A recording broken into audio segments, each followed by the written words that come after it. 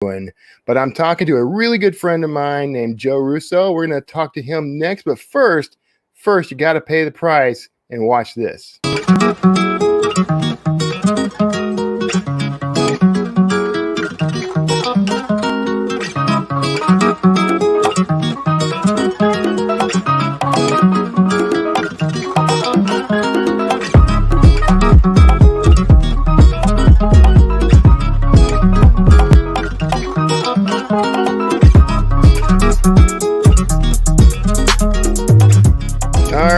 We're going to roll right into chatting with my good friend Joe Russo, and you may know him from a little program on the YouTubes called We're the Russos. If you've been following Joe at all, Joe and Kait are rocking around the country, sometimes in a van, sometimes in a Class A, sometimes in a truck.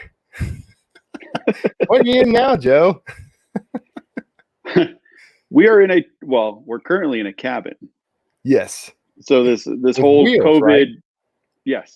This whole COVID-19 thing has drove us into a kind of, I wouldn't call it a permanent solution, but we needed a way to kind of get off the road from our truck and camper. We have a truck camper. Yeah. And we needed a place to hunker down for a while because the way we travel very light, minimal. Yeah. And while we have a shower on board the camper, it's one of those things where it's great for a rinse, but when you need a real shower, you want to go into a bathhouse at a campground or gym and they've closed all that stuff for the most part. So we rented a cabin. We're enjoying it. We just can't wait to get back out on the road.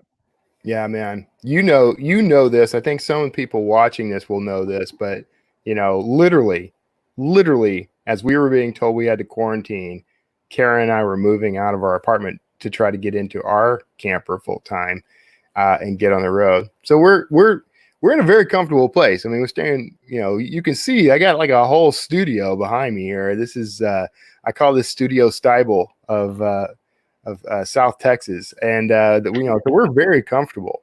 But it does kind of suck that we've been gearing up to this for like a year. Yeah, and the thing is, so for your audience, you and I had been chatting about this. Yeah. I was helping you find the camper. Yeah. We went with your recommendation. There you go. 100%. Went through that whole process. And then we were supposed to we went to that RVE or supposed to go to that RVE conference. Yeah. In Alabama. And then after that, we were going to head down to Texas and meet y'all. Yeah. And go camping with you guys. We may still have an opportunity to do this. I mean, we will just when. But I mean, like sooner rather than later, hopefully. We'll see. We'll see. The apocalypse. Who can predict it? So, so you and I, this is the thing. People watching may not know. Like Joe and I we have a lot in common. And I had you and Kait, and Kait's not currently being shown.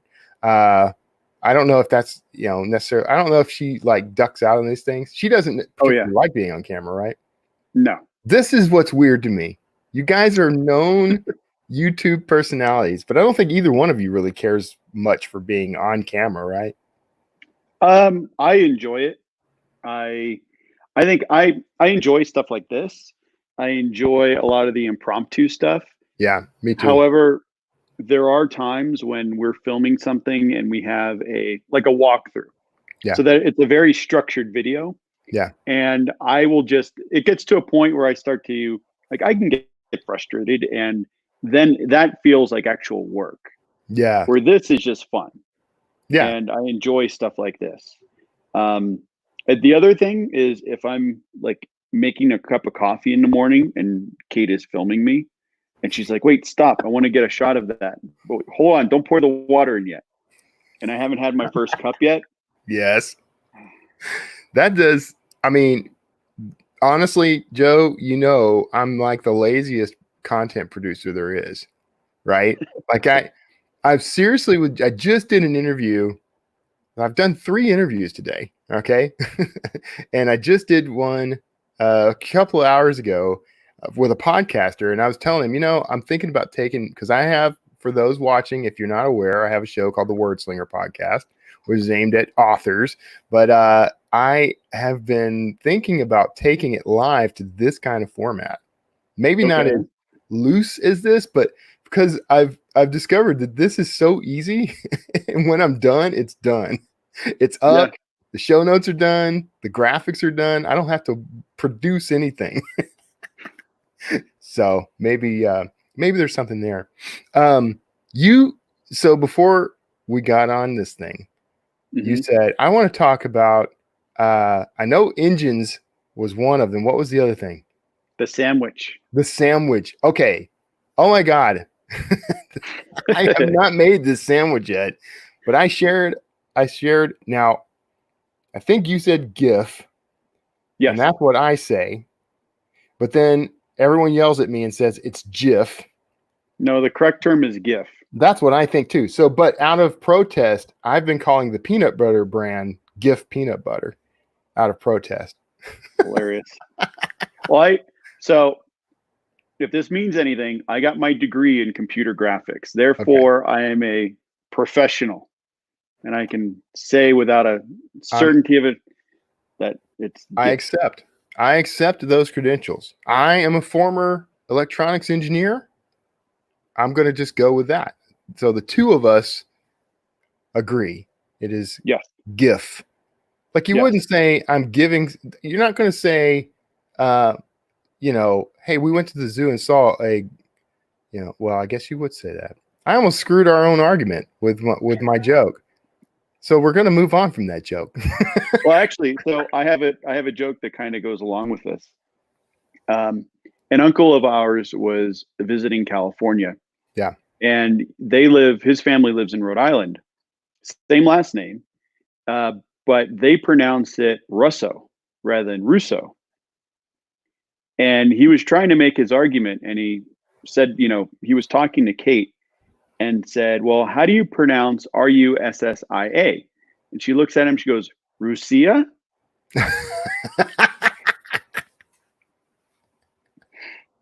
And that's how I'm going to pronounce it from now on. Yes.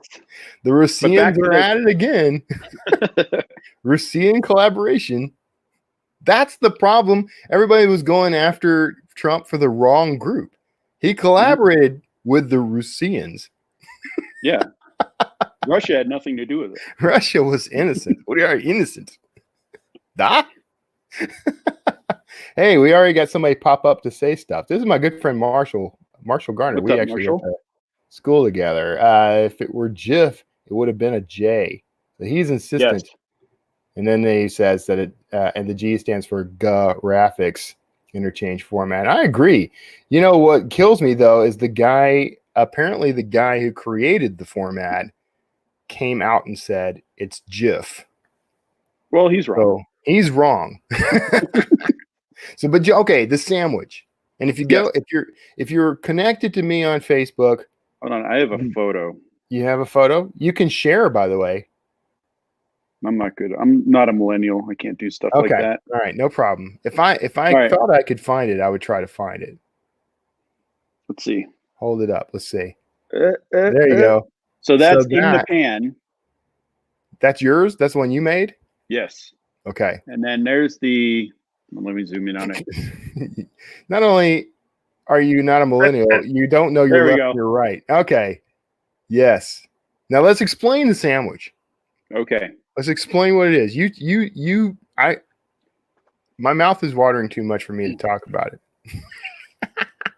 The best explanation is it is a French toast sandwich. And so what's interesting is for the past week, Kait and I've been making Kait and myself egg and bacon sandwiches. Yeah. And I popped on Facebook yesterday. I saw your GIF, and basically the process here, the way I did it, I took 2 thick cut slices of bacon. Yeah. Fried them in a pan. And then I left all the bacon grease in there, scrambled up 2 eggs, poured it into a hot skillet.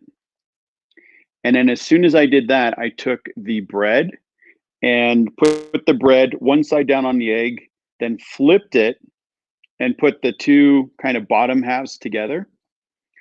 And what I did was I cooked the egg, put the bacon, or flipped it. So now the egg is sitting on top, and the bread is getting fried in the bacon grease. And then I put the bacon inside and then sandwiched it up together. And it was phenomenal. I cannot wait to do this. And I'm trying to not eat bread. That's the problem. Yeah, this is. I know. It's a fail all around, man. It's a fail. I feel like this would be a good play on the Monte Cristo. Yeah. Where you could, get some powdered sugar on there, maybe a little like jam or jelly, and I'm willing to come off the diet long enough to try that out if you do it. Okay. If you run with that, I will eat it. All right. When we get together. So that's what we got to do. So when we get together, we got to get to some place where I have to go like hike and burn a ton of calories. And my reward will be that sandwich. I love it. There we go. Done. I love it.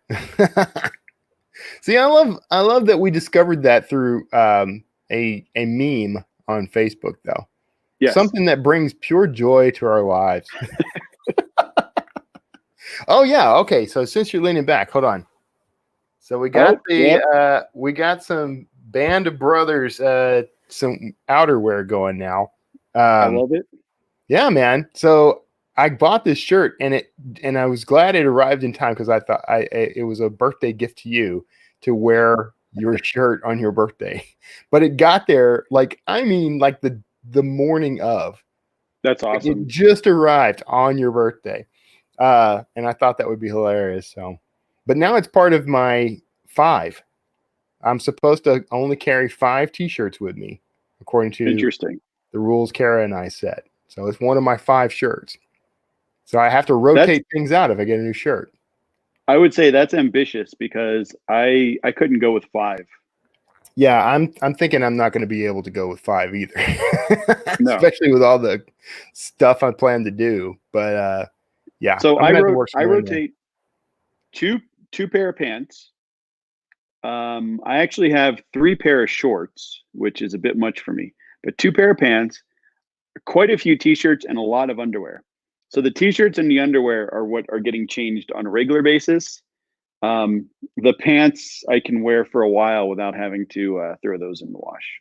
Yeah. I do the same with cargo shorts, which are part of my uniform. Yeah. Like I get a few days out of those. And then of course it's the, inside, outside, front to back. You got to rotate your underwear. It's just disgusting to wear your underwear in the same way for several days. Yeah, that doesn't work. It could it ends up you could sort of handle that in much the same way as that Monte Cristo sandwich we were talking about, where it's oh yeah, flip it, fold it, fold it, turn it around, put a little sugar on top. Man, oh man, we just lost like half our viewership. So okay, the other thing you mentioned was engines, and you're good at this stuff. This is a skill I envy in you, actually, because you work on motorcycles and truck engines. I've seen you. Oh, by the way, before we get to this, in your video where you guys were crossing the country, leaving Florida, and you went through Texas, okay? And I forgive you guys. I understand pandemic. You didn't want to drop by, but there's a scene where you were getting gas, and then you got into the truck, and you guys had a pump of hand sanitizer. And you you pumped that thing like 10 times. And then when you started doing your hands, I saw hand sanitizer just squirt out everywhere. So that's part of the whole the movie magic. Shtick? Yeah. Because Kate wanted to get a shot of me like putting the hand sanitizer in my hand. And I already put some in my hand. And she goes, "Wait, I didn't get it." So it's like, okay. And I went and I just did a whole nother pump in there. And when I splattered it just went everywhere. Does this guy not know that there's a shortage of hand sanitizer? It's like all over your radio, all over your steering wheel. So yes, And I am. I'm like, I got no hand sanitizer. I'm like washing my hands in vodka. So that's interesting, by the way. I wonder if you could still get in trouble for an open container if you were driving. You could just explain, look, officer, it's just to clean my Hand hands. sanitizer. Yeah. It's for my safety and yours. Just take the whiskey and dunk it in there. And... Right. It's in this cup just for convenience. Mm-hmm. So that video was like a full restoration of, and I forget what model vehicle that was or what type of engine it was. I kind of was watching it sort of in between things, so I didn't catch all the details, but it was started out as this like rusted hunk. Yeah, I think it was like a old Chevy. Yeah. Old like a Chevy, V8. It was an inline. It was a V6. It was an inline V6. Inline 6. Yeah, that's right. And they just seriously just did like a acid bath, knocked all the rust off of it, took the entire thing apart. And as I'm watching them take it apart, I'm like, well, my God, no wonder I don't know how to fix an engine. There's no way I'm building that. But I want to. I want that skill. The thing is, like I was watching that video, and I've been doing a lot of work on our truck, mm-hmm. And just watching. So I don't think we actually set this up for the audience. So Kevin posted on his Facebook page. If you don't follow him, you should. But he posted this time lapse of these guys rebuilding this truck from the ground up, everything. Yeah. And I was looking at that and I was like, man, engines back then were so simple. Yeah. Like so easy to work on. And today you have all these like computers and sensors and this and that, and just it's gotten to a point where you can't work on it unless you have a laptop that you can plug into the engine. Yeah. And proprietary software too. It's like your engine comes with a copyright now. Yeah. So. Well, interesting story. A friend of ours worked for a company that built those large super CRVs that they're built on full-size Freightliner semi trucks. Yeah. And he was driving cross country from an RV show, and all of a sudden his windshield wipers stopped working. So he pulled into a truck stop, because they do work on trucks at the truck stops. Pulled in, and the guy couldn't even look at the truck until he plugged his computer into it. And he plugged his computer in, and the computer told him, like, this sensor on the windshield wiper is not working. Replace this sensor. He replaced it. Guy was back on the road. That is pretty convenient. Like it's convenient, but not something you can do on your own. Yeah. Yeah, that's true. Unless you happen to have, if you have the gear, you can, and the know-how. Mm-hmm. Wow. I don't have that particular skill set, but it is something I've kind of wanted to do. I mean, I'm a pretty handy guy. Look, I'm showing them a picture of your rig here. This is on Instagram. That's the one. That's the latest one. So there, let's make it a little bigger for everybody. So it's that pickup, which is a F350. 350. Yep, 2000. Yeah. 4x4 with a diesel engine. Yeah. And of course, everybody's first comment is always like, "Isn't that small? Where's the washer and dryer?" So that's it. That's cool. But before this, you guys, we're off topic. I know. I rushed us off in the wrong direction. But before this, you guys were in a van.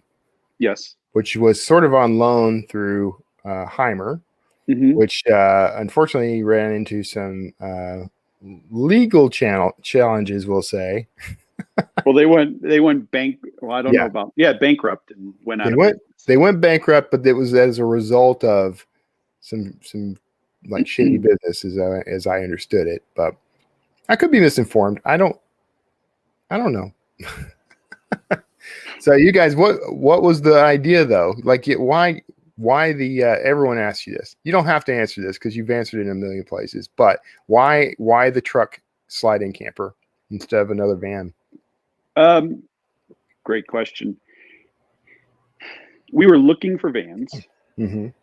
We had our heart set on a van, but we wanted to get something used. Yeah. So we set a budget, and I don't want to get into exactly what the budget was, but the idea was that we wanted something we could do some like overland trips in, ship it across the world if we wanted to. 4x4 was a definite on the list. So when we were looking at vans within that price range, we were considering companies like Storyteller Overland, Sportsmobile, things like that. The problem we were running into is if we wanted a Sportsmobile, for example, it was like a 14-month wait at the minimum. Yeah. Plus $185,000 for the van we were interested in. Right. We really liked the Storyteller, but that was on a Mercedes chassis. And while the Mercedes, has a lot of benefits, the downside for us is if we go down into like Central South America, the diesel standard is different down there.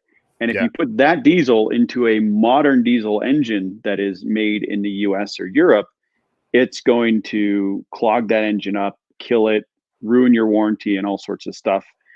So you can't take those new diesels down south. That's fun. Yeah. So we were really interested in Storyteller. They were going to produce they're looking at producing on the Ford Transit, which would have had a gas engine. So that was on our list. But long story short, basically what we were trying to do is when we were looking at vans, we were looking at used vans, and we either didn't like the interior or we didn't like the chassis. And we couldn't find both in the price range that we wanted. So that's when we started looking at truck campers where we could go out, buy a used truck that was in good condition, and then buy a brand new camper and put the two together. And if some point in the future we wanted to swap out one or the other, we could. Yeah. I like it as on the whole, it seems smaller, but I think it actually has about the same amount of space. The interior space is the van, right? But it's just laid out a little different. So you might actually get a little more living room. Or am I off? No. It felt like that. Space wise, it's bigger. Okay. Yeah, okay. We get the nice thing with the truck camper is it's wider than a van. Yeah. Most vans without the pop outs, the Ford and the Mercedes, I think, are 69 inches side to side. Yeah. And even with the pop out, what we found is in any van we were using, most of the time they have you sleeping side to side. So my feet would always hit the wall. Yeah. And when you're trying to sleep at night and you want to stretch out and you can't stretch out all the way, it gets to be old after a while. Yeah. The truck camper is wider. It has a taller ceiling height. It has a flat open floor so we can move around a bit better because we have the flatbed camper. Right. And it feels like there's a lot more room in it. Yeah. That's the impression I got. I always dug that. Mm-hmm. We went through, you were with us on this journey, trying to figure out what we want to do. We have a Class A. We technically still have a Class A, which I'll break it out of the parlance. We have a motor coach, a big giant RV, like a bus. And it was great space-wise because you're driving a house. But the problem is you're driving a house. Houses aren't known for their gas mileage or for their handling. So it could get a little scary, man. We going through Colorado. Yeah. Actually, what was more terrifying than Colorado is Kansas. And you wouldn't think that'd be the case. Yeah, the wind. Yes. On those roads that have no shoulder and drop off into like a rocky ditch. And then every time like a semi goes by you gotta like anticipate it. Yeah, you're doing like this the whole time. It's exhausting. It's exhausting. And by the time we were through Kansas, I'm like, I never want to see Kansas again for the rest of my life. I won't even watch Wizard of Oz because I'm traumatized. Well, it's a terrible movie to begin with. Hey, so one of my favorite readers, Julie Hoff Stafford, says hi. hi What's up, me, Julie? but I think she also means you, Joe. So Marshall had popped in earlier with some comments about you guys check out this guy named Brad Marshall who does a diet called the croissant diet. He has told us to oil that and to Google that because it's the oil you use in bread and use butter and you actually burn abdominal fat. So there you go. For all our dietary needs, anything that allows me to eat more butter is A-okay with me. I will get on that diet. I would not complain. So we need to make a Monte Cristo sandwich with a bar of butter center. Well, have I told you how I make my grilled cheese? No, tell me. So this is the way my grandmother used to do it. Take a block of butter. Okay. And you take about a quarter of that block and you start getting it melted into the pan. Okay. While you're melting that, 2 pieces of bread, heavily butter both sides of the bread. Yeah. Both pieces. Put the cheese in 4 slices of American cheese. It goes down one side, you fry it in the butter you put in. Then as you're about to flip it, you throw another quarter stick in there. And how are you still alive? That's how I got rid of all my abdominal fat. Apparently. Okay, so now I'm in. I have to eat 4 sticks of butter with every meal now. Mm-hmm. Dude, I've trimmed up. I don't know if you can tell from the camera. I had a little scary moment. Go ahead, especially what? Well, I was going to say, watching the intro, yeah, and seeing your baby face in some of those. I know. You can really see where the weights come off. Yeah, mostly here. I wish it would come off a little more here, but this is smaller too. But yeah, I had like a little. I mean, okay, just before the pandemic. Actually, it was all starting, and we were all supposed to be, social distancing already and everything. And I have a cardiologist appointment that I've had for like a year because you have to set these things like a year in advance. And I go in and I'm stressed. We're moving. The world is ending. I just got off of like the busiest month of my life at Drafted Digital, and they never told me I had to fast. So they did a blood workup and they're telling me, you're everything's wrong. You died before you came to the office. And so we're going to let you know about that now. But, like everything was wrong. And so I went home and told Kara, well, look, I have had a good life. I'd like to keep having some good life. And, I've eaten all the stuff I ever wanted to eat. So let's make things a little, safer and healthier for us. So started eating better and walking and stuff like that. So good job. I definitely see it in my face. I just wish I could see it in my abs. I wish I could see my abs. It's been so long. One day. I missed them. I don't know if I ever saw my abs. I used to be pretty buff, man, at one point. Well, buff. I used to be trim. I was never buff. But I at least could see my abs. Hey, my good friend Brian Worrell. Man, all my old timer folks, all my old days folks are popping in. Brian and I used to work together at a radio show, actually. So very cool. So hey, Brian, thanks for popping in, man. Marshall's giving us more dieting information. I will go look up all the stuff he said later after the show. So we didn't finish talking about the engine.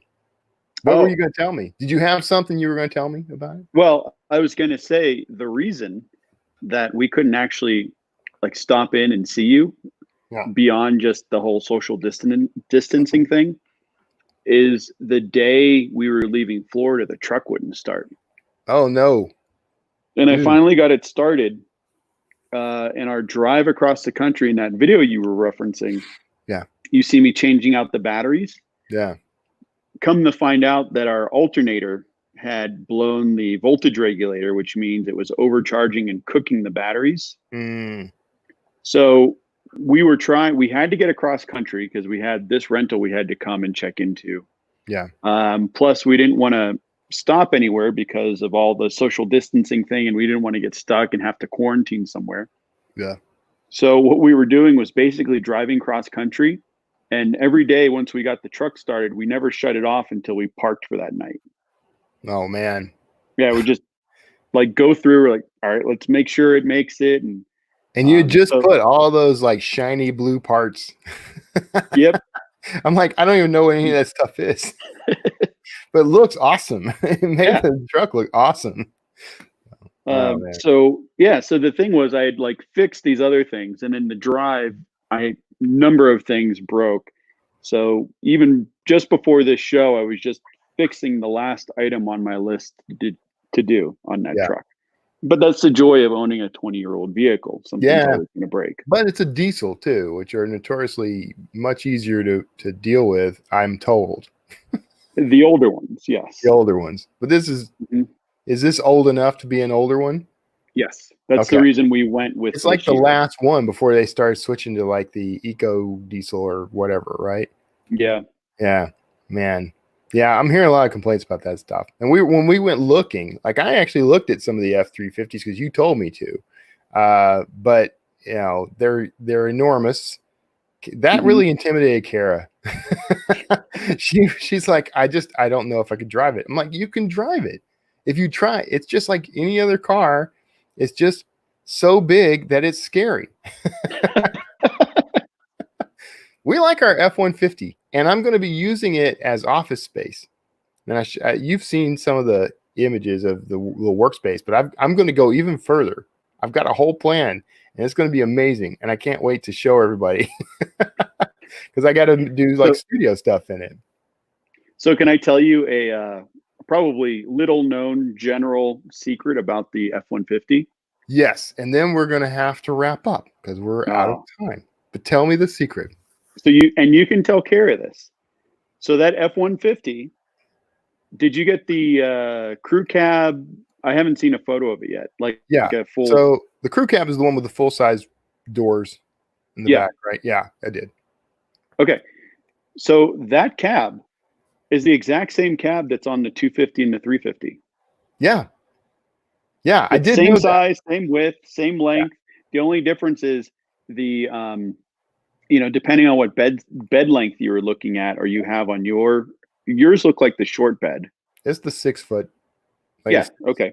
Yeah. So that's about the same bed as what's on the 350. It's just the 350 is lifted up a bit more. It has bigger springs and stuff like that. So it's basically the same size truck. Yeah. And what she doesn't know is that I'm already planning to put a lift kit on it. So it's going to basically be that truck with a slightly smaller engine.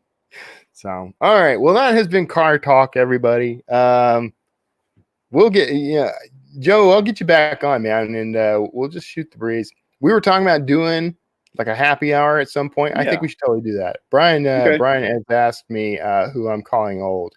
I'm old, Brian.